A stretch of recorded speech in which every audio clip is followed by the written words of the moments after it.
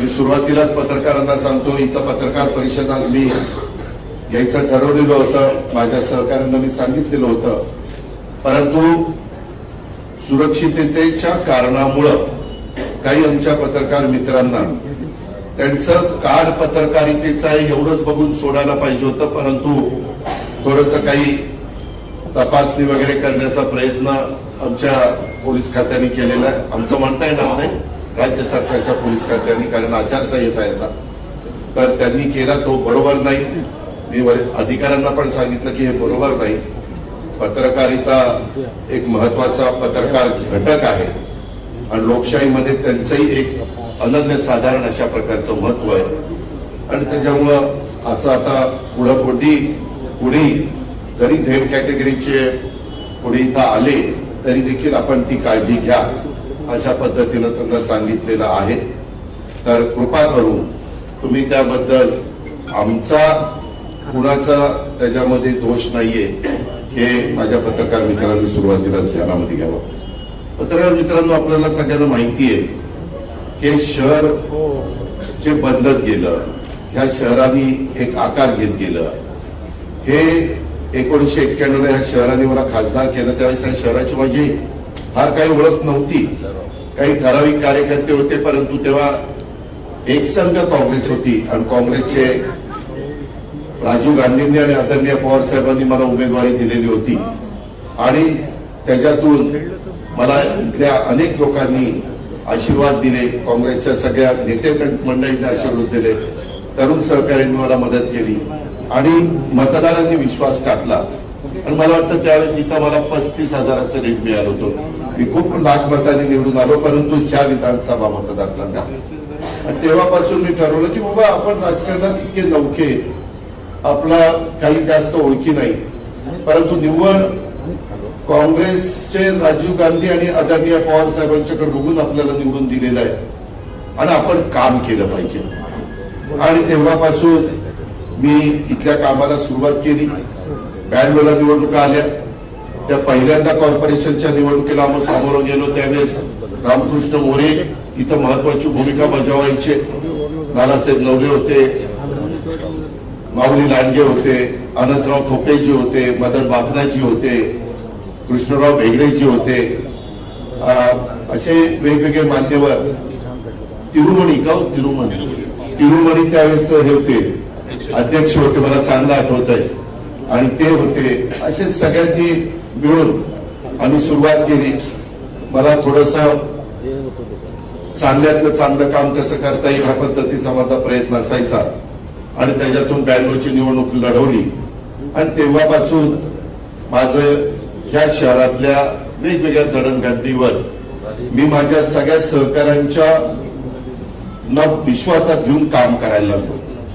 92ची त्यावेळेसची पिंपरी चिंचवड महानगरपालिका, नंतर 5 वर्षात आम्ही भर घातली 97ला, मग 5 वर्षात भर घातली 2002ला, परत 5 वर्षात 2007ला, परत 5 वर्षात 2012ला, परत 5 वर्षात 2017ला. 17ला मात्र देश पातळीवर नरेंद्र मोदी साहेबांची जबरदस्त लाट आली आणि त्याच्यातून माझ्यातले पण अनेक सहकारी ज्यांना मी संधी दिली होती, पदं दिलेली होती, ते माझ्यापासून बाजूला गेले. आणि एक तसा बघितलं तर एक मुद्दा असा निघाला की विठ्ठलाच्या मूर्तीमध्ये गडबड झाली, भ्रष्टाचार झाला. त्यावेळी जे महापौर होते त्यांच्याबद्दल आरोप झाले. आता तेच व्यक्ती आज आमच्या विरोधामध्ये असणाऱ्यांचे उमेदवार झाले, म्हणजे त्यावेळेस त्यांच्यावर त्यांनी आरोप केले, आता ते तिथले उमेदवार आहेत, हे आपल्या लक्षात आलं असेल.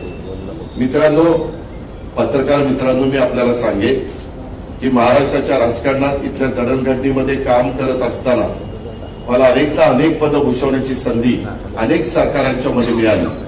6 वेळेला मी उपमुख्यमंत्री झालो, पण शेवटी हे शहर कष्टकऱ्यांची नगरी, उद्योग नगरी, कामगार नगरी, छोटी छोटी गावं एकत्र येऊन झालेली नगरपालिका घारे साहेबांच्या वेळेस आणि नंतर झालेलं महानगरपालिकेतील रूपांतर, स्वर्गीय अण्णासाहेब मगरांनी त्याला दिलेली दिशा, स्वर्गीय यशवंतराव चव्हाण साहेबांनी या शहराला दिलेले आशीर्वाद, इथं आणलेली इंडस्ट्री आणि त्याच्यानंतरच्या काळात अनेक मान्यवरांनी, आदरणीय पवार साहेबांच्या सहित सगळ्यांनी, रामकृष्ण मोरे असतील, अशोकराव मोळे असतील, मी आता सगळ्यांची नावं घेत नाही, पण या सगळ्या मान्यवरांनी आपापल्या परीनं त्याला हातभार लावण्याचा प्रयत्न केला आणि आम्ही त्याच्यामध्ये खऱ्या अर्थाने इथले रस्ते असतील, इथले सबवे असतील, इथले फ्लायओव्हर असतील, इथले डबल फ्लायओव्हर असतील, इथले उद्यान असतील, इथले पाण्याची व्यवस्था असेल, इथल्या ज्या ज्या काही मूलभूत शिक्षणाच्या संदर्भामध्ये चांगल्या प्रकारच्या दर्जादार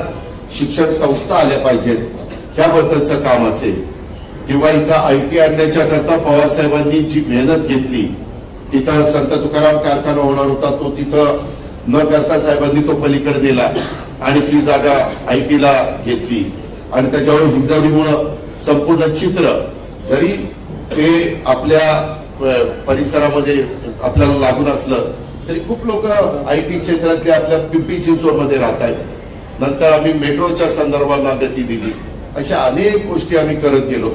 परंतु पत्रकार मित्रांनो, मला तुमच्या मार्फत पिंपरी चिंचवडकरांना सांगायचं, पिंपरी चिंचवडकरांनो, आशिया खंडातली सगळ्यात श्रीमंत महानगरपालिका म्हणून ज्या पिंपरी चिंचवडची ओळख होती, एवढी विकासाची कामं करत असताना केंद्राच्या Jawaharlal Nehru national urban renewal mission मधनं, ज्याला शॉर्ट फॉर्म मध्ये JNNURM म्हटलं जायचं, करोड रुपयाचा पैसा आम्ही आणला.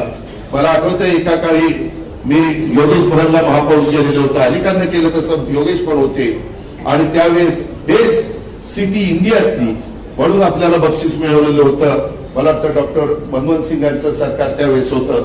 एवढं ह्या शहराचा नावलौकिक वाढून इथं ऑटो क्लस्टर असेल, इथं ऑटो हब असेल, इथं सायन्स पार्क असेल, अशा खूप काही गोष्टी आम्ही त्याच्यामध्ये करण्याचा मनापासूनचा प्रयत्न त्या ठिकाणी केला. त्याच्यामध्ये एक्झिबिशन सेंटर पण 100 एकरामध्ये मोशीच्या जवळ करण्याच्या करता आम्ही जागा घेतली. अशा खूप गोष्टी केल्या. परंतु पत्रकार मित्रांनो, कधीही या श्रीमंत महानगरपालिकेला आम्ही कर्जबाजारी केलं नाही. आज 2015-16ला 4,844 कोटी रुपयाच्या ठेवी होत्या. 16-17ला त्या 3348 झाल्या. 17-18ला ते 2957 झाल्या. 18-19ला ते 1903 झाल्या. 19-20ला 2893 झाल्या. 20-21ला पुन्हा त्या 2300 झाल्या. त्याच्यानंतर 21-22ला 1800 वर आल्या. 22-23ला 1000वर आल्या. 23-24ला 1900 वर आल्या. 24-25ला 1700 वर, आता 2000 वर. अशा ठेवी कमी होत गेल्या. वास्तविक ह्या ठेवी वाढत जायला पाहिजे होत्या आणि ती रक्कम जवळपास आजपर्यंत ठेवीचं व्याज वगैरे भरत ते 10,000 कोटीला जायला पाहिजे होती. ह्याच्यामध्ये एवढंच नाही, कर्ज रोखे काढले आणि ते कर्ज रोखे काढून एक प्रकारे ते कर्जच आहे. कर्ज रोखे म्हणजे एक प्रकारचं कर्जच आहे आणि अशा पद्धतीनं ह्या 10,000 कोटीच्या ठेवी असणं अपेक्षित होतं. जवळपास आता 2,000 कोटीच्या ठेवी आहेत. 8,000 कोटी रुपयाच्या ठेवी त्या ठिकाणी मोडल्या गेल्या. माझं म्हणणं की मग मोडल्या तर काम दाखवा ना, की बाबा एवढा पैसा त्या ठिकाणी गेला, आज काम त्या ठिकाणी आपल्याला पाहायला मिळत नाही. तुम्हाला पत्रकार मित्रांनो, मला सांगायचं, माझ्या तुम्हाला विनंती आहे, तुम्ही पत्रकारिता करता, आपल्या सद्विवेक बुद्धीला स्मरून ह्या शहरामध्ये आज काय चाललेलं आहे हे आपणच पहा. एकट्या स्थापत्य विभागाचं दायित्व 2,700 कोटी रुपये दायित्व आणि पाणी पुरवठा विभागाचं दायित्व 604 कोटी रुपये. मनपाच्या इतर विभागाचं दायित्व जवळपास 4,000 कोटी रुपयाच्या पेक्षा जास्त दायित्व आहे. आणि स्थापत्य विभागामध्ये तुम्ही बघितलं तर प्रामुख्याने नवी मुख्य इमारत, ती त्यावेळेस मीच त्याचा प्लॅन केलेला होता.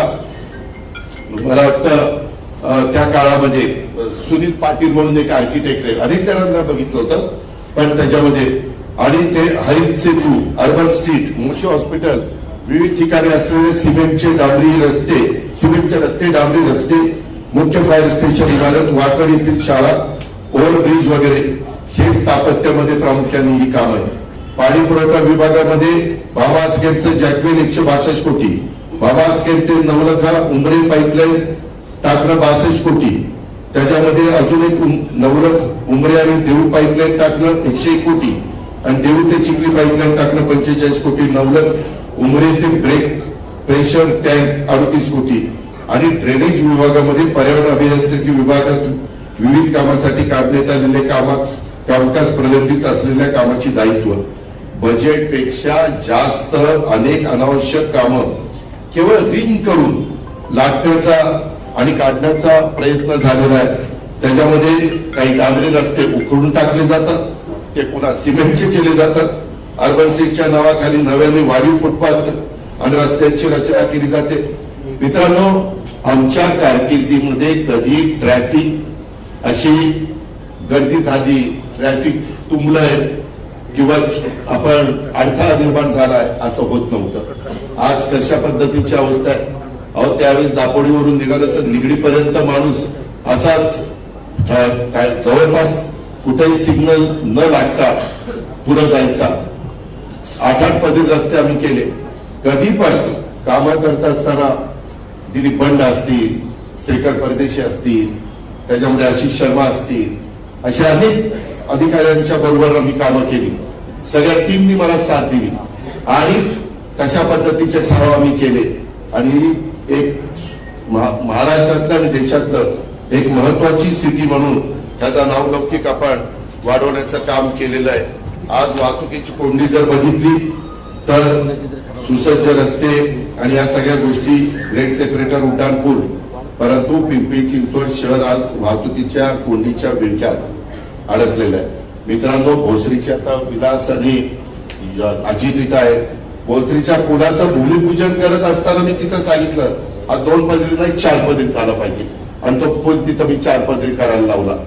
त्याच्यामध्ये पिंपरी चिंचवड मध्ये आज अर्बन सिटीच्या नावाखाली अक्षरशः रस्त्यांची वाट लावलेली. फुटपाथ, पार्किंग, वाहतुकीचे आवश्यक असलेले रस्ते याचा कुठलाही विचार केला जात नाही. माझं काय म्हणणं आहे, व्हिजन असं असलं पाहिजे नेतृत्वाला की जास्तीत जास्त लोकसंख्या असणाऱ्या घटकाला कुठल्या कामाला प्राधान्य दिलं पाहिजे. तसं प्राधान्य इथं दिलं जात नाही. फुटपाथ मोठे करून रस्ते छोटे केले गेलेले. फुटपाथवर बऱ्याच बगरबच्च्यांनी अतिक्रमण करून तिथं मला तर कळलंय हत्तेखोरी चाललेली. तिसरेच लोक हत्ते घेत आहेत. दापोडी ते निगडी रोड, पिंपरी चिंचवड ते लिंक रोड, आकुर्डी ते रावेत रोड, अशा अनेक चांगल्या रस्त्यांचं अक्षरशः वाटोळ केलेलं आहे.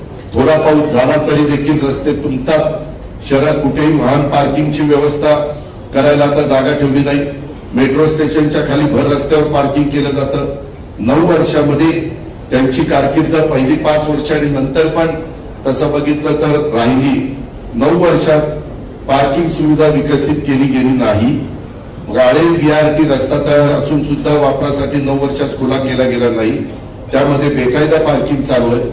स्मार्ट सिटीच्या माध्यमातून स्मार्ट पार्किंग ऍप आणि ई सायकल ही दोन्ही प्रकल्पावर खर्च केलेले कोट्यवधी रुपये पत्रकार मित्रांनो बुडाले आणि ह्या पद्धतीनं BRT कॉरिडॉरची संकल्पना मोडून मी कॉरिडॉर लगत असलेल्या इमारतीमध्ये सार्वजनिक पार्किंगची सुविधा उपलब्ध करून देण्याची व्यवस्था केली. परंतु सार्वजनिक वापरासाठी असलेले हे सर्व पार्किंग त्यांनी त्या ठिकाणी खाऊन टाकल्यासारखं परिस्थिती निर्माण केलेली आहे. मित्रांनो, मी परवा मला वाटतं 2 ठिकाणी सभा घेतल्या. एक पंकज बालेकरच्या इथं घेतली आणि दुसरी एक चिखल्याला घेतली आणि एक तळवल्याला घेतली. दोन्ही ठिकाणी मी भूमिका मांडली की इथं टेंडरमध्ये रिंग केली जाते, इथं दादागिरी केली जाते, इथं मोठ्या प्रमाणावर टेंडरचे फुगवटा वाढवला जातो. मी आपल्याला पुराव्यावरून निश्चित देईन की तेच रस्ते जर दुसरीकडे करायचं म्हटलं तर ते कमी पैशामध्ये होतात. इथं टेंडरमध्ये खाडाखोड त्या ठिकाणी केली जाते. त्याच्याही बद्दलचे पुरावे माझ्याकडे त्या ठिकाणी आहेत. मी कुठल्याही गोष्टी विदाऊट पुराव्याच्या तुमच्याशी बोलू इच्छित नाही आणि मला कुणावरही बिनबुडाचे आरोप करण्याचं काही कारण नाही. इथं टेंडर रिंग, दादागिरी, दापोडी निगडी रस्त्याच्या अलीकडे अशा पद्धतीनं वेगवेगळे भाग पाडले गेले. त्याच्यामध्ये भोसरी, निगडी, चरोली, चिखली, दिघी, मोशी या पट्ट्यात टेंडर रकमेत ऍटपार किंवा जादा दराने निविदा सादर केल्या जातात. त्याच्यामध्ये वेगवेगळ्या पद्धतीनं 25-30% पर्यंतचा फरक त्या ठिकाणी असतो. आणि तुम्ही बघा, काही लोकांच्या प्रॉपर्टी कशामुळे वाढल्या, असा काय चमत्कार घडला, असं काय त्यांनी कामं करून दाखवली, असे काय त्यांची इंडस्ट्री आहे की आज एक कोट्याधीश चे मालक हे झालेले. एक साधं उदाहरण द्यायचं, मधी कुत्र्यांची नसबंदी काढली, भटक्या कुत्र्यांची, आणि त्याच्यामध्ये 5 वर्षात 43,780 कुत्र्यांवर नसबंदी केल्याचा दावा केला. आणि लॉकडाऊनच्या काळात सर्व काही बंद असताना देखील 7,145 कुत्र्यावर नसबंदी केल्याचा दावा केला. 71 लाख रुपये नसबंदीवर त्या ठिकाणी बिल अदा केली. आता तुम्ही मला सांगा, जर एवढं झालं होतं तर यावर्षी ऑक्टोबर महिन्याच्या अखेरपर्यंत पिंपरी चिंचवडमध्ये कुत्रे चावण्याची संख्या नागरिकांची 20,000 लोकांनाच कुत्री चावली. आणि मग नसबंदी केलेली कुत्री गेलं कुठं, आणि कुठं पिल्ल काय झाली कुठं, कसं हे जे काही चाललंय, अक्षरशः आतापर्यंत 1,70,000 अधिक लोकांना सुमारे 630 कोटी रुपयांची निविदा ही त्या ठिकाणी काढली. ती मात्र बीजी शेरकेंनी 17-18% निविदा घेतली. आज आपल्या इथं जे काही बांधकाम होत आहेत त्याच्यामध्ये सुगुळगाव म्हणून जे आपला शहरातला भाग आहे, तिथं जमीन घेऊन स्वतः जमीन विकत घेतात बांधकाम व्यावसायिक किंवा संबंधित लोक, आणि 3800 ते 4,000 रुपये प्रति स्क्वेअर फीट दराने फ्लॅट विकतात. मी खोटं सांगत नाही, तिथं रुडूळ गावाला. आणि आपल्या महानगरपालिकेत केवळ बांधकामाकरता 4,000 ते 4,500 रुपये प्रति स्क्वेअर फीटचा खर्च येतोय. हे असलं भ्रष्टाचार चाललेला, असलं धुलाई आपल्या महानगरपालिकेची चाललेली. मला नागरिकांना आवाहन करायचंय, आता वेगवेगळ्या ठिकाणी देखील तू फॉर्म काढ, तुला हे करू, तुला ते करू, वगैरे वगैरे हे सगळे प्रकार चालले. पिंपरी चिंचवडमध्ये आमच्याकडे पण काम करत असताना केंद्रातली, राज्यातली, जिल्ह्यातली, तालुक्याची, गावची सगळीच त्या ठिकाणी कामकाज आम्ही बघायचो, म्हणजे त्याला आपण सत्ता म्हणतो, तिथं आमची लोक होती. पण आम्ही सत्तेचा उत्मात होऊन दिला नाही, माज होऊन दिला नाही. आता सत्तेची मस्ती, नशा आणि माज झालेला आहे, आणि त्यामुळे या सगळ्या घटना घडतायत. हे माझ्या पिंपरी चिंचवड नागरिकांनी ध्यानामध्ये घेतलं पाहिजे. स्मार्ट सिटीच्या बद्दल देखील या प्रकल्पात भ्रष्टाचार झाल्यामुळे हा प्रकल्प अपयशी ठरलेला आहे. त्याच्यामध्ये तुम्हाला सांगतो, आपल्या शहरात डब टाकण्यात आले. वास्तविक आपण ज्यावेळेस रस्ते केले ना, त्याच वेळेस डब टाकलेले होते, आणि केबल नेटवर्क टाकण्यात आलं. या प्रकल्पासाठी 250 कोटीचं टेंडर काढलं, आणि हा प्रकल्प पूर्णपणे बसला. जमिनी खाली केबल टाकण्याचं काम त्याच्यामध्ये लोकप्रतिनिधींनीच रस्त्याच्या अलीकडं पलीकडं वाटून घेतलं. आणि इंटरनेटची केबल नाजूक असल्यानं नेहमी सांगतात ती 1.5 मीटर म्हणजे 5 फूट खाली टाका, आणि ती बंधनकारक आहे. मात्र खोदकामाचं पैसे वाचवण्यासाठी प्रत्यक्ष खोदाई केवळ गुडघ्यापर्यंतच लेवलपर्यंत खोदून डब टाकण्यात आला. त्यामुळं नेटवर्क सुरू होण्यापूर्वीच डॅमेज झालं. अब्जावधी रुपये खर्च करून तयार केलेला प्रकल्प 7-8 वर्षात बंद झाला.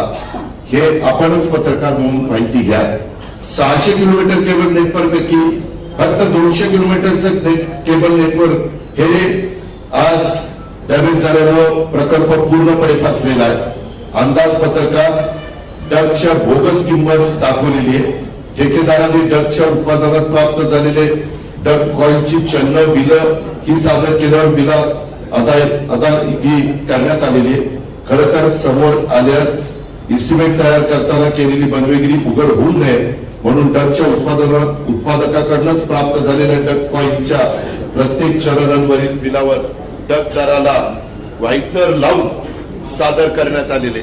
तेच व्हाईटनरचे पुरावे मी आता याच्यामध्ये तुम्हाला दाखवले. व्हाईटनर लावलाय त्याच्यामध्ये, करत ही साधारण परिस्थिती आहे. कोणाला बघायचे असेल तर आपण बघू शकता. त्याचबरोबर आपल्या ई क्लासरूम पत्रकार मित्रांनो जरूर स्मार्ट क्लासरूम असले पाहिजे. या प्रकल्पात सुद्धा मोठ्या प्रमाणात भ्रष्टाचार झाला. मी जे पहिली दोन्ही भाषणं केली भ्रष्टाचार ही पोखरली महानगरपालिका कर्जबाजारी केली, हे चित्र आपल्याला बदलायचंय. म्हणून आम्ही आज दोन्ही राष्ट्रवादीनं युती केली आणि आज लोकांच्या समोर आम्ही जातोय.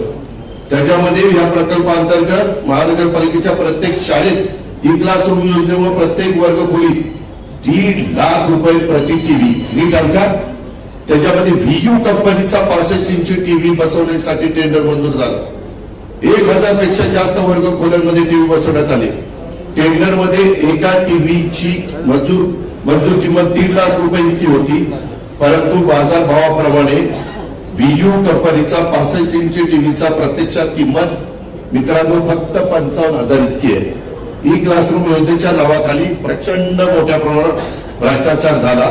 महानगरपालिकेच्या 123 शाळांमध्ये ई क्लासरूम लागू केलं, परंतु इंटरनेट कनेक्टिव्हिटीच नसल्यामुळं शिक्षकांना एकतर त्यांच्या मोबाईल वरील मर्यादित इंटरनेटद्वारे अथवा खासगी इंटरनेट कनेक्शनद्वारे किंवा डाउनलोड केलेल्या ऑफलाईन शैक्षणिक साहित्याद्वारे शिकवावं लागतं आणि शिक्षकांना ई क्लासरूमसाठी आवश्यक असणारं आधुनिक प्रशिक्षण द्यावं लागतं. आपण जसं पहिल्यांदा संगणक काढला, आम्ही राज्य सरकारच्या कर्मचाऱ्यांना त्या संगणकाचं कोर्स करण्याच्या करता सवलत दिली आणि त्यांना तो कोर्स करायला लावला. ह्याच्यामध्ये हे सगळं जे झालं ते ई क्लासरूमचा असा खेळखंडोबा केला. काय अंधार आहे, गोरगरिबांची मुलं त्या शाळेमध्ये शिकतात.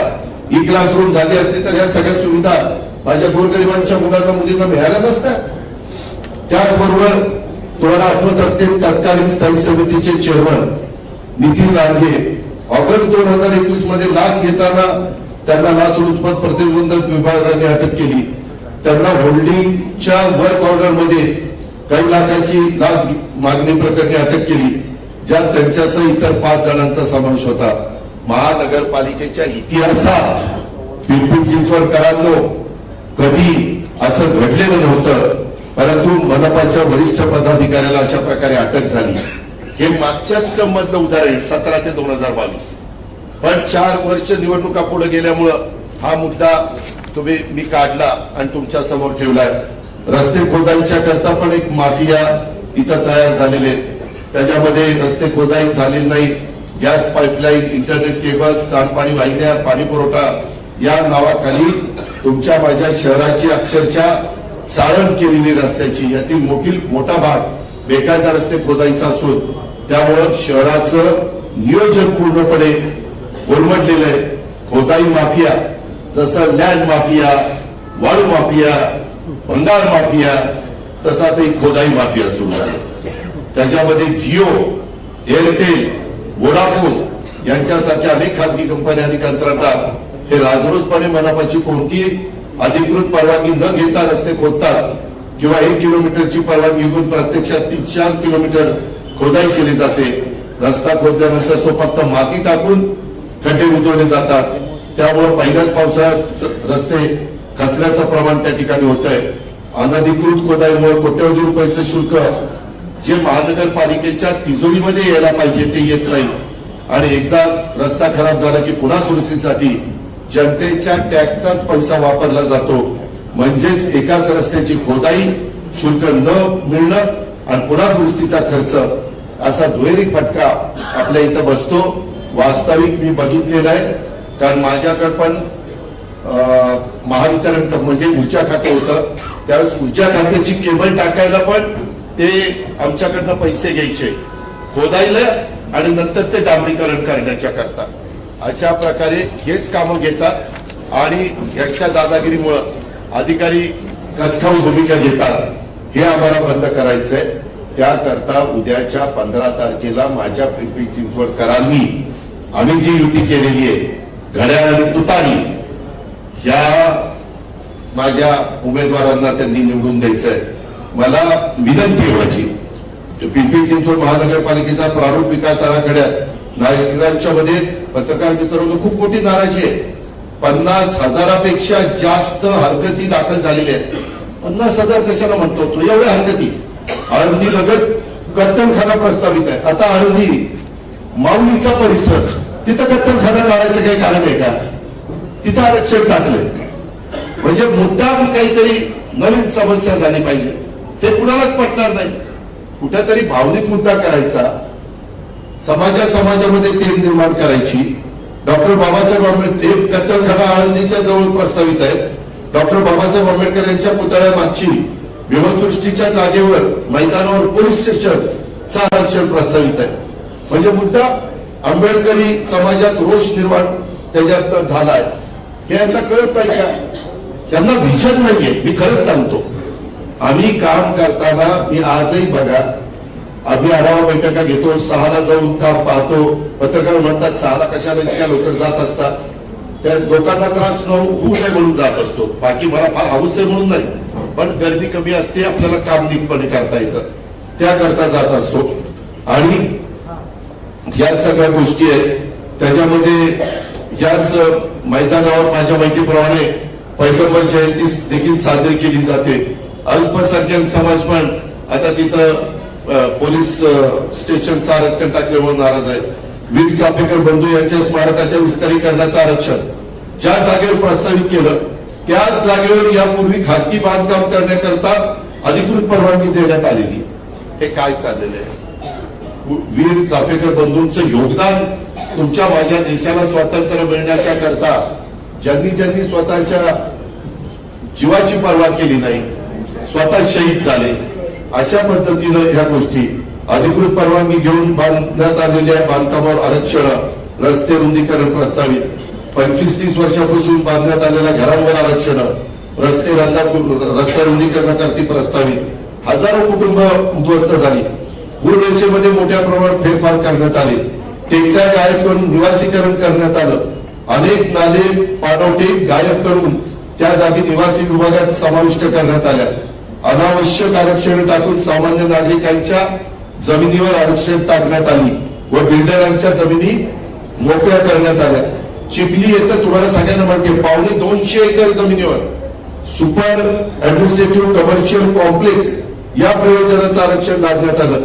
आता तेच क्षेत्र दलालांच्या मार्फत कमी भावाने खरेदी करण्याचं काम कोण करतंय, याचा नीट आपण सगळ्यांनी विचार करा.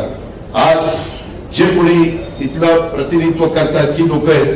निगडी यमुनानगर येथील प्राधिकरणाकडनं अधिकृत खरेदी करण्यात आलेली घरं, बंगले हे रेड मध्ये समाविष्ट करण्यात आले. तळवडे, चिखली, भोसरी, दिघी या ठिकाणी रेड झोन कायम करण्यात आलेले. अशा पद्धतीनं ह्या सगळ्या गोष्टी मित्रांनो चाललेल्या.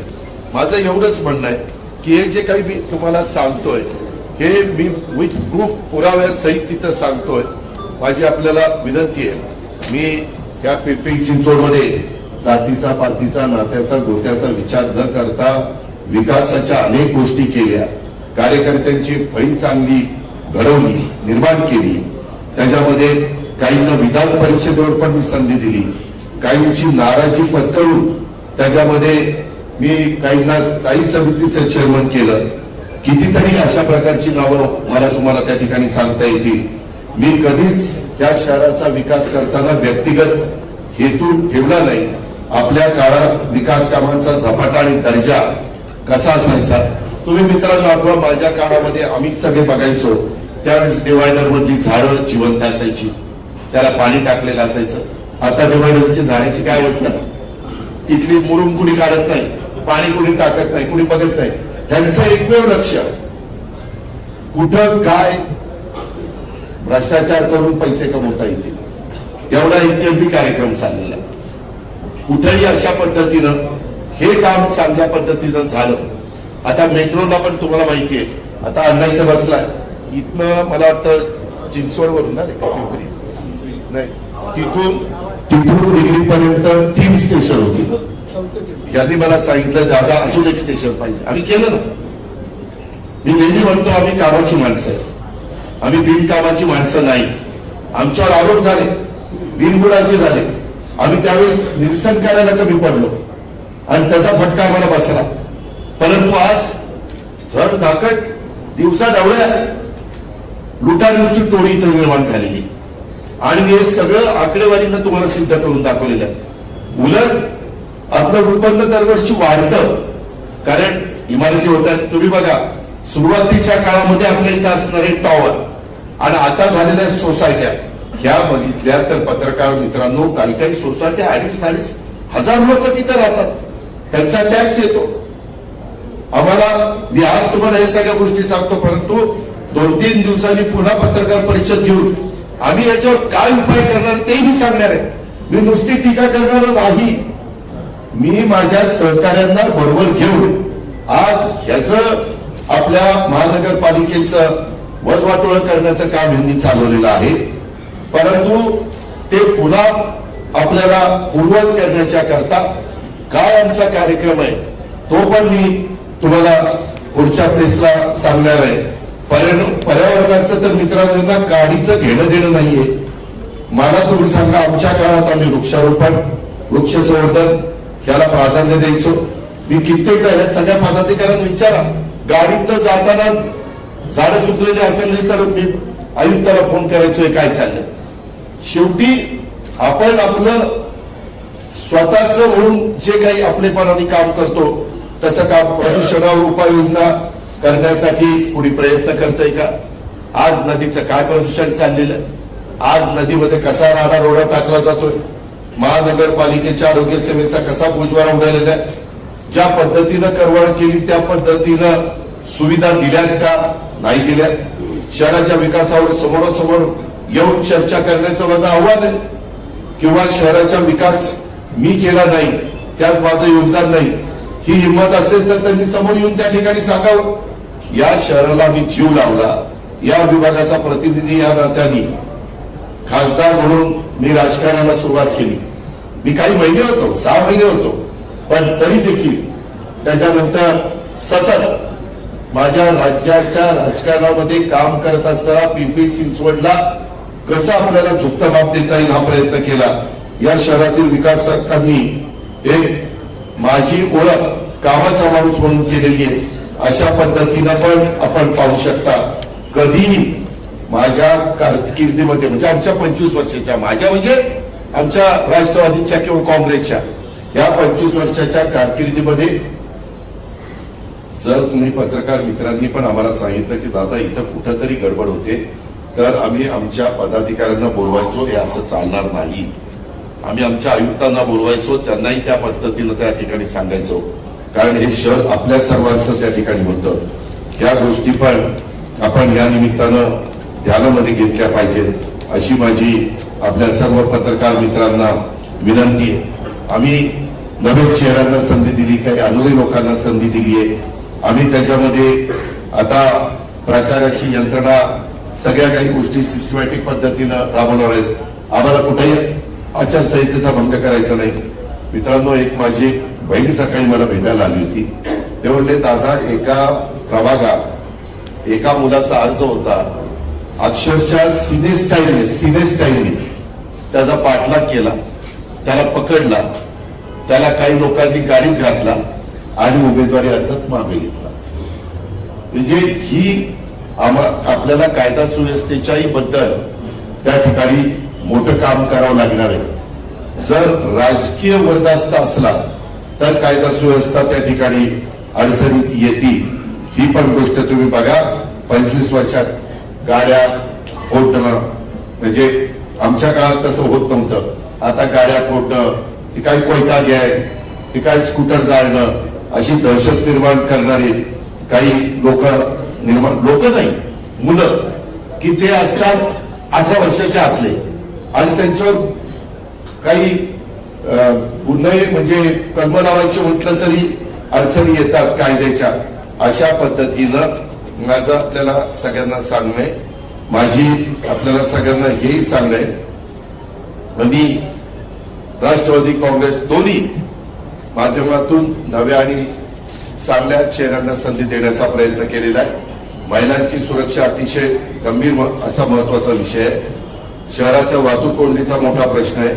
आम्ही एवढे प्रशस्त रस्ते त्या काळामध्ये बनवले, त्यामुळे एका ठिकाणून दुसरीकडे जाताना 10 मिनिटं लागत होती, आता 1-1 तास लागतो. शहरातील वाहतूक व्यवस्था पूर्ववत करण्यासाठी आम्ही काही नवीन उपाययोजना केल्या पाहिजेत, त्या पण मी तुम्हाला पुढच्या वेळेस सांगेन. आम्हाला ना भय ना भ्रष्टाचार म्हणून सत्तेत आलेल्या स्थानिक लोकांनी शहरात संपूर्ण निधीचं आणि महानगरपालिकेत भ्रष्टाचाराचं वातावरण तयार केलेलं आहे. शहरातील अल्पसंख्याक उमेदवाराला दमदाची पैशाचा आम्ही टाकून त्यामध्ये प्रकार या ठिकाणी सुरू आहे. अशाही बातम्या येत आहेत. लोकशाही दादागिरी खपवून घेतली जाणार नाही.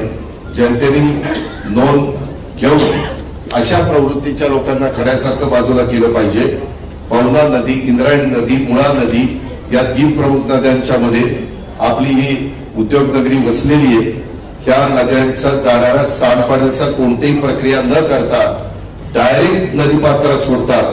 त्या न केल्यामुळं ते त्याच्यावर सिवरेज ट्रीटमेंट प्लांट मध्ये ट्रीटमेंट न केल्यामुळं कामाचे पैसे उकळले जातात. काही अधिकारी दबावाला आमिषाला बळी पडतात. अशा दुर्दैवी घटना इथं चाललेल्या आहेत. जॅकवेलच्या कामात भ्रष्टाचार, उदळवाडीच्या कारवाईत लघुउद्योजक उद्ध्वस्त झालेला आहे. कित्येक लघुउद्योग मी पण सुधारणा केल्या, पण आम्ही कुणाला वायर सोडलं नाही, त्यांची पर्यायी व्यवस्था केली. आज इथं आपल्याला काही ठिकाणी हॉकर झोन करावे लागतील, ते मी पुढच्या वेळी सांगेन. प्राणी संग्रहालयात ठेकेदारांच्या तिजोऱ्या भरल्या जातात. स्मार्ट सिटी घोटाळ्यामध्ये देखील गडबडी आहे. सफाई कामगारांच्या कामात मोठा घोटाळा, त्याच्यामध्ये गुरुजी infrastructure, ag environment infra project या 2 ठेकेदारांच्या विरोधात 23 जुलै 2021 ला तक्रार नोंदवण्यात आलेली आहे. कचऱ्यामध्ये देखील भ्रष्टाचार चाललाय. शहरात दक्षिण आणि उत्तरेत असे 2 भाग करून बायो मायनिंग या गोंडस नावाखाली 45 कोटी 92 लाख रुपये या कामात भ्रष्टाचाराचं पुरण बनवलेलं आहे. मोबाईल टॉवर घोटाळा, टॉवर अधिकृत करण्यासाठी महानगरपालिकेच्या बांधकाम परवाना विभाग आणि कर संकलन विभागाचं संगमन करून पैसे लाटले जातात. कुत्र्याचं नसबंदीचं सांगितलं, अर्बन स्ट्रीटचं सांगितलं. त्याच्यामध्ये 1.25 किलोमीटर रस्त्यासाठी पत्रकार मित्रांनो खर्च किती असावा? 81 कोटी. 1.25 किलोमीटरचा रस्ता, 81 कोटीचा खर्च. काय चाललंय म्हणजे फार लुबाडणूक, अशी लुबाडणूक कधी पुढे बघितली नव्हती. टेम्पो रस्त्यावर मुळा नदी सुधार कार्यक्रम 300 कोटीचा. स्वच्छतेच्या निविदा, पण शहर तुम्हाला स्वच्छ दिसतं का? धूळ आणि कचरा त्या ठिकाणी दिसतो. पालिकेच्या कारभारात पारदर्शकतेचा पूर्णपणे अभाव आहे. राज्यातील कोणाचाही वचक राहिलेला नाहीये. त्यामुळे शहरामध्ये लुटालूट गँग तयार झालेली आहे. आणि याच भ्रष्टाचारी राक्षसाचं दहन करण्यासाठी आम्ही हे सगळ्या निवडणुकीच्या मैदानात उतरलेलो आहे. आणि थांब ना बाबा, जरा कळ जरा. त्यामध्ये निवडणुकीच्या मैदानात आम्ही उतरलोय. जनतेने माझे या पत्रकार परिषदेच्या निमित्तानं सर्व स्तरातल्या जनतेला आव्हान आहे. तरुण वर्गाला, मध्यमवर्गीयांना, वडीलधाऱ्यांना, सर्व क्षेत्रातल्या, की तुम्ही आम्हाला साथ द्या. आज मी या निमित्तानंच ही खरी पत्रकार परिषद त्या ठिकाणी घेतलेली आहे. आणि त्या पद्धतीनं माझी पुढची प्रचाराची पण सगळी लाईन तशा पद्धतीनं राहणार आहे. माझं तुम्हाला सगळ्या पत्रकार मित्रांनो माहिती आहे की या शहरावर माझं मनापासून प्रेम आहे. या शहराबद्दल मला आत्मीयता आहे. या शहराची काळजी मला मनापासून घ्यावीशी वाटते. आता लोक येतील जातील, पण शेवटी हे शहर आपल्याला सगळ्यांना सांभाळायचंय. आणि त्याच्यात 92 ते 2017 तुम्ही जशी साथ दिली, त्याच्यात कुठं काही त्रुटी राहिल्या असतील तर ते मी दुरुस्त करेन. कारण माझ्या सुरुवातीच्या काळात या शहराने मी त्यावेळेस कुठलंही काम न करता भरभक्कम पाठिंबा 91ला दिलेला होता.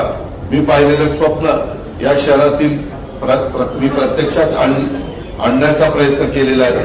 आणि त्यामुळे या शहराला देश पातळीवर एक नवी ओळख आपण निर्माण करून दिलेली आहे. पण अलीकडच्या काळात तिथं जर बघितलं तर ते बघवत नाही पत्रकार मित्रांनो. कर्ज काढून सण साजरा केला जातोय. इथल्या पुढाऱ्यांनी जसं ऋण काढून सण साजरा करू नये असे जुनी लोक आम्हाला सांगायची. शहरापेक्षा स्वतःला आणि स्वतःच्या परिवाराला मोठं होण्याची एवढी राक्षसी भूक या शहराची परिस्थिती बिघडवलेली आहे. मला हे बघवत नाही म्हणून मी आमच्या वेगवेगळ्या सहकाऱ्यांना बरोबर घेण्याचा प्रयत्न केलेला आहे. माझा त्याच्यामध्ये जीव तुटतो हे मी मनापासून आपल्याला सांगतो. मी तुम्हालाही पत्रकार मित्रांना सांगेन आम्ही आमच्या 25 वर्षात काय केलं आणि यांनी यांच्या 9 वर्षात आशिया खंडातली सगळ्यात श्रीमंत महानगरपालिका कशी कर्जाच्या खालीच लोटली हे आपण सगळ्यांनी पाहावं आणि प्रत्येकाने आपल्या सद्वैत बुद्धीला स्मरून मतदान त्या ठिकाणी करावं असं आवाहन मी या निमित्तानं करतो. विचार आज बिनविरोध निवड झाली भाजपच्या सुप्रिया चांदुडे आणि रवी लांगे आणि तुम्ही आत्ताच विधान केले की एकाचा अर्ज होता त्याच्या आईने तुम्हाला सांगितले की त्याला माघार घ्यायला लावली. या 2 मतदार नाही आईने नाही सांगितलं. एक माझी लाडकी बहीण आलेली होती त्यांनी सांगितलं. नाही ह्याच्या संदर्भामध्ये मी ते कोण होते काय होते ते विचारपूस केली नाही परंतु असले प्रकार या शहरामध्ये झालेले आहेत. आमच्याही काळामध्ये मी मागं काही बिनविरोध निवडणुका त्या ठिकाणी झालेल्या तुम्हाला पण सगळ्यांना माहिती आहे. पण लोकशाही पद्धतीनं ते झाल्या संविधानाच्या माध्यमातून झाल्या घटनेने जे घालून गेलेली शिस्त आहे त्यांनी झाल्या तर आमचा काही विरोध असेच कारण नाही. अहो त्यामध्ये काही उमेदवार त्या बाबतीमध्ये त्यांची इतकी दहशत आहे की तिथं उभं राहायला देखील काही जण तयार होईल. ही वस्तुस्थिती आहे हे मी मान्य करतो. ही वस्तुस्थिती आहे. पळवलं गेले तिथं समजत देखील त्या ठिकाणी मागे घ्यायला सांगितलं रोज सुरू आहे. मी तेच सांगतोय ना ही दहशत कमी करण्याकरता हे कुणाच्या हातात आहे. लोकशाहीमध्ये हे नागरिकांच्या हातात आहे. नागरिकांनी मनात आणलं आणि या शहराला पुन्हा कर्जबाजारातनं बाहेर कर्जबाजारात जरी महानगरपालिका केली ती पूर्वपदावर आम्ही मागे आणली होती. कामं केली आम्ही 25 वर्ष कामं केली. पत्रकार मित्रांनो एकही जण असं म्हणू शकणार नाही की अजित पवारांच्या त्या कारकिर्दीमध्ये कामं झाली नाही. कामं केली वृक्षारोपण झालं ग्रीनरी झाली सगळ्या काही गोष्टी झाल्या. पण त्यावेळेस आम्ही कर्ज काढलेलं नव्हतं. उलट ठेवी वाढवत केंद्राचा पैसा राज्याचा पैसा वेगवेगळ्या योजनांचा पैसा आणि त्याला जोड आपल्या महानगरपालिकेची असं करून आम्ही ते केलं. यामध्ये आमच्या हातामध्ये महानगरपालिकेची सूत्र गेले 9 वर्ष नाहीये त्यामुळं तिथं दहशत वाढली. हे साधं सरळ गणित आहे.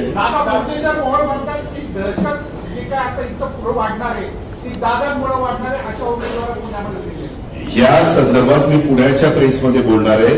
त्याबद्दल मला एवढंच सांगायचं आहे काल माझ्या एका सहकार्याने सांगितलं एका व्यक्तीला परदेशात जायला कोणी मदत केली. जरा डोकं खाजवा दाखवा.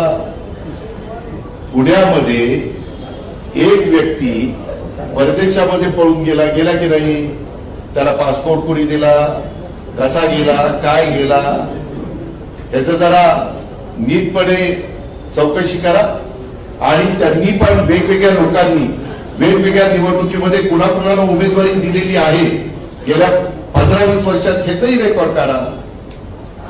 मी त्या संदर्भात माझी फक्त इथं युती एनसीपी म्हणजे तुतारी आणि घड्याळ नाही त्याच्यामध्ये आम्ही आरपीआय सचिन खरात गट म्हणजे RPI Republican party of India त्यांनी पण पुण्यात आणि पिंपरी चिंचवड माझे पत्र आहे. काल विजय स्तंभाला दर्शन करण्याच्या करता अभिवादन करण्याच्या करता मी गेलो. आपलं 1 जानेवारीला आपण जमतो ना तिथंही सचिन माझ्याबरोबर होता. त्याच्या संदर्भात काही जागा आम्ही मित्र म्हणजे त्यांना सोडल्या. आता त्यांना जागा सोडल्यानंतर त्यांनी कुणाला उमेदवारी द्यावी हा त्यांचा अधिकार आहे. आता इथं पीपल्स रिपब्लिकन पार्टी महाराष्ट्र प्रदेश संभाजीराव रंगनाथ गायकवाड जोगेंद्र कवाडे साहेबांचे त्यांनी पण आम्हाला पाठिंबा दिला. अशा अनेक लोकांनी दिलेला आहे. त्याच्यामुळे त्यांना तिथं उमेदवार जे वाटून येतील तिथं त्यांनी कुणाला द्यावीत हा त्यांचा अधिकार आहे. आणि मी मगाशी जे सांगितलं का हे व्हाईटनर लावलेलं मी जर मगाशी म्हणत होतो ना हे जे एक प्रकार आहे का व्हाईटनर लावलेलं हे माहितीच्या अधिकारात आपण माहिती काढली हो का व्हाईटनर लावलेलं हो का व्हाईटनर लावलेलं भयानक चाललंय भयानक.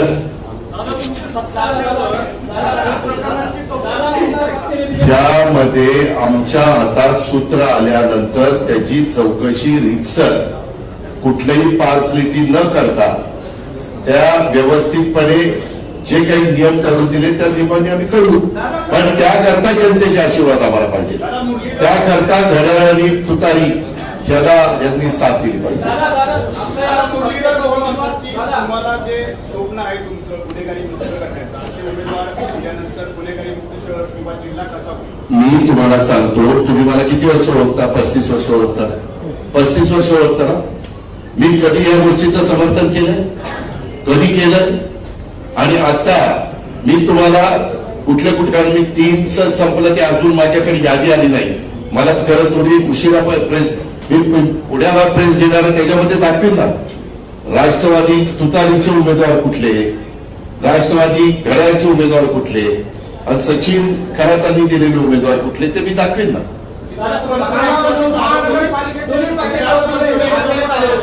काय काँग्रेसच्या उमेदवारांनी आरोप केले काय? दोन अपघाताचे गुन्हे आहेत. बर उद्याच्याला गुन्हा कुणावर झाला तर गुन्हा सिद्ध व्हायच्या आधीच तो दोषी असतो का हो? असतो. तुम्हाला माहितीये माझ्यावर 70,000 कोटीचा भ्रष्टाचाराचा आरोप झाला ना. ज्यांनी ज्यांनी केलं त्या सगळ्यांच्या बरोबर मी सरकारमध्ये आहे ना. आहे ना.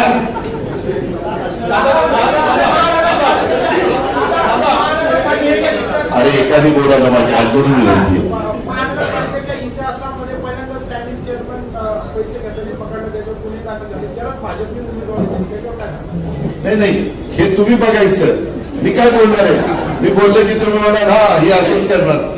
तुम्हाला सगळे उमेदवार डोळ्यासमोर कुणी काय केलं. आता ज्या माझ्या लाडक्या भगिनीला मी महापौर केलं होतं तिनंच तिकडे तिकीट घेतलं. तिच्यावरच आरोप झाले की हिनं ते पांडुरंगाच्या मूर्त्यांमध्ये गडबड केली. आता काय करायचं? दादा भाजपने या ठिकाणी भ्रष्टाचार केला तर तुम्ही सगळं वाचून दाखवले तर किती भ्रष्टाचार झालाय. उद्या तुम्ही राज्यात सत्तेत एकत्र आहात. उद्याही तुम्ही सत्तेच्या ठिकाणी आल्यानंतर जे भ्रष्टाचार सगळे प्रकरण जे असतील तर भाजपची तुम्ही सत्तेत एकत्र राहणार. अहो तुम्ही एक मिनिट थांबा ना. माझं 15 वर्ष काँग्रेस आणि राष्ट्रवादी काँग्रेस एकत्र सरकारमध्ये होतं. पिंपरी चिंचवड महानगरपालिका ही राष्ट्रवादीच्या ताब्यात होती. त्यावेळेस मी काम करून दाखवलं की नाही? काम करताना ही संस्था वेगळी आहे. ही संस्था वेगळी आहे. अरे बाबा स्थानिक स्वराज्य संस्था आहे ना. ह्या संस्थेमध्ये काम करणारे इथले लोक वेगळी आहे. तिथं आम्ही ज्यांच्याबरोबर काम करतोय ती लोक वेगळी आहेत. समजून घे. समजून घे.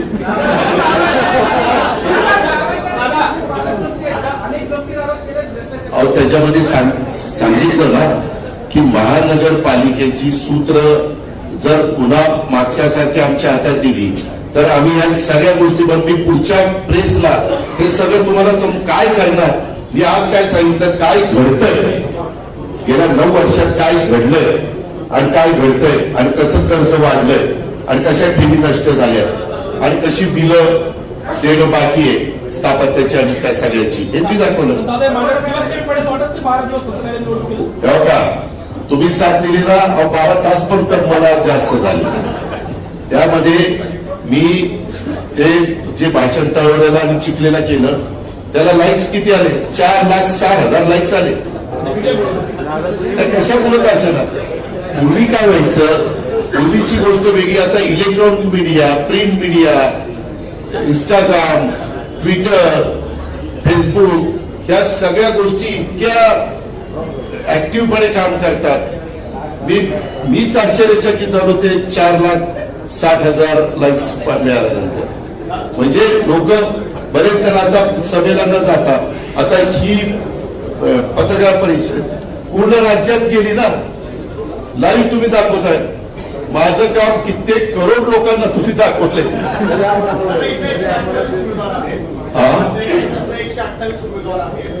प्रत्येकाने 125 जागा जिंकणार आहोत असा नारा त्यांनी दिलाय. तुमच्यासाठी 3च जागा. जाऊ द्या, ती 3 तरी कशाला ठेवायच्या त्या पण घेऊन टाकू. आता प्रभाग क्रमांक 19 मध्ये पिंपरी चिंचवड शहर विकास आघाडी म्हणून एक आघाडी आली आहे. प्रभाग क्रमांक 19 मध्ये पिंपरी चिंचवड शहर विकास आघाडी नावाचे एक 4 उमेदवार आहेत. त्यांना भाजपच्या पडद्याखाली म्हणजे स्थानिक नेत्यांचा पाठिंबा, छुपा पाठिंबा आहे अशी चर्चा चालू आहे. यावर आपलं काय मत आहे? मी त्याची माहिती घेतो. मी जेवढे काही उमेदवार आमचे आपल्या तुतारी, घड्याळ आणि आमचा सचिव आणि हे बाकीचे आम्ही पार्टीमध्ये ना यांचे उभे केलेले आहेत, त्यामध्ये मी इमाने इतबारे मी कधी माझ्या राजकीय जीवनामध्ये इथं आता जुनेही काही पत्रकार काही आहेत, मी कधी फिक्सिंग केलं नाही, मॅच फिक्सिंग. मी प्रत्येकाला मी त्यांची कामं केली असतील. काही लोक विरोधी पक्षाचे निवडून आल्यानंतर कधी कधी तर 78 पैकी 70 आमचे असायचे, 8 विरोधी असायचे. पण मी त्यावेळेस महापौर स्टँडिंगला सांगायचो त्यांनाही द्या, कारण तेही शेवटी कुठल्या तरी वॉर्डाचं प्रतिनिधित्व करतात ना. आणि मागेही 25 वर्षात असं एक उदाहरण माझ्याकडे आलं की आम्ही हे काम जाणीवपूर्वक होऊन दिलं नाही. शेवटी तुम्ही एकदा तिथं 5 वर्ष आल्यानंतर तुम्ही सगळ्या महानगरपालिकेचे लोकप्रतिनिधी असतात, म्हणजे प्रमुख पदाधिकारी, स्टँडिंग कमिटी चेअरमन, महापौर, उपमहापौर, सभागृह नेता. आता तुम्ही असं म्हणता की याच्या आधी फिक्सिंग कडे गेली नाही. दादा, काय त्याच्या परिणाम काय उमटतील काय? काय नाही, त्यांना ज्यावेळेस मी नगरसेवक केलं ते आधी नगरसेवक नव्हते ना, कोणीच पार्टी होती ना. तसं आता त्यांच्या जागी नवीन लोकांना करायचं. फक्त जनतेने आशीर्वाद दिले पाहिजे, बटणं दाबली पाहिजे. खासदार बारणेंचा मुलगा समोरचा जो अर्ज आहे राष्ट्रवादीचा, काय खासदार बारणेंचा मुलगा याच्या समोरचा जो राष्ट्रवादी काँग्रेस पक्षाच्या उमेदवाराचा अर्ज आहे तो मागे घेण्यात आलाय. नक्की काय घडलं? नाही नाही, त्याच्यामध्ये ते सांगायचं राहिलं. माझं अजित गव्हाणांचा मला निरोप आला की त्या 4च्या प्रभागामध्ये 2 जागा राष्ट्रवादीच्या, 2 जागा शिवसेनेच्या म्हणजे धनुष्यबाणाच्या. आम्ही शिवसेनेबरोबर पण चर्चा केली, परंतु बाकीच्या ठिकाणी आमची ऍडजस्टमेंट झाली नाही. पुण्यामध्ये पण आम्ही चर्चा केली. तुम्ही बघितलं होतं, ते माझ्याकडे आले होते काही त्यांचे प्रतिनिधी. इथं मात्र आम्ही आमच्या दोघांच्या अंडरस्टँडिंगनी 2 त्यांचे 2 आमचे केले. वार्ड नंबर 35 मध्ये अशीच काही घटना घडलेली आहे. राष्ट्रवादीच्या अधिकृत उमेदवाराने अर्ज मागे घेतलाय. कुठला 35 म्हणजे पुण्याचं? मी पुण्यात सांगतो, आम्ही पिंपरी चिंचवड करता खास आलोय, ते तिथं गेल्यावर सांगतो. शहरामध्ये हा? शहरामध्ये ही काही पळवापळी चालू आहे, हे अशी दहशत बांधून राष्ट्रवादीचं खच्चीकरण केलं जात आहे का? हो का? शेवटी कुणी कुणाचं खच्चीकरण करू शकत नाही, पण ह्याच्यातनं जनता जनार्दन फार बारकाईने बघत असते. तुम्ही बघितलं मागच्या काळामध्ये, मला आठवतंय तेव्हा मी हायस्कूलला होतो, 75ची इमर्जन्सी आली. इमर्जन्सीमध्ये बोलणं पत्रकारांना पण अवघड झालं होतं, बरोबर. सगळे चिडीचूप, काहींना तर जेलमध्ये टाकून दिलेलं होतं. टाकलं होतं की नव्हतं? पण नंतर 75च्या नंतर 77ला निवडणुका आल्या आणि जयप्रकाश नारायण यांनी एक उठाव केला. अहो, कित्येकदा त्यावेळी जनता पक्षाचे मध्ये का जनता दल असं काहीतरी होतं, त्यांचे उमेदवार काउंटिंगला गेले नाही की आपलं काय खरं नाही म्हणून, आणि ते सगळे निवडून आले. आपल्या देशातली जनता, आपल्या मतदार हा घटनेचे शिल्पकार डॉक्टर बाबासाहेब आंबेडकरांच्या मुळे त्यांना जो मताचा अधिकार मिळालेला आहे, त्यांना जर असं हे काही चुकीचं चाललेलं दिसलं आणि ते त्यांना पटवून देण्याच्या करता समोरचे लोक यशस्वी झाले, तर जनता मिमी मांडणाऱ्यांना डोक्यावर पण घेते आणि मिमी मांडणाऱ्यांना खाली पण फेकून देते. हा इतिहास आहे की नाही? आहे ना. पिंपरी चिंचवडच्या हद्दीलगत फ्लेक्सवरती दिसतोय, हा कायमस्वरूपी दिसेल की फक्त तुझ्या तोंडात साखर पडो. महापालिकेतल्या गैरकारभाराबद्दल ते बरेच मुद्दे मांडले, महापालिकेतल्या गैरकारभाराबद्दल बरेच मुद्दे मांडले, खरे ते मांडले. मांडावे लागत आहेत. शहरातले जे नेते ते यावरती का बोलत नाही? यामध्ये मी आता बोलतोय ना, मी आता बोलतोय ना. दादा तुम्ही फिक्सिंग बद्दल बोललात पण आता तिन्ही मतदारसंघात अरे बाबांनो, तुम्ही मला साथ द्या. मी काही बदल करून दाखवण्याचा बोला ना. त्यामध्ये त्या संदर्भामध्ये सगळ्या गोष्टी जो प्रमुख असतो, जो ते चालवतो, जो त्याच्यामध्ये किंग मेकर असतो, त्याला जबाबदार धरलं जातं ना. अधिकारी काही 3 वर्ष येतात, बदली करून निघून जातात. तुम्ही ऐका, तुम्ही मागच्या काळामध्ये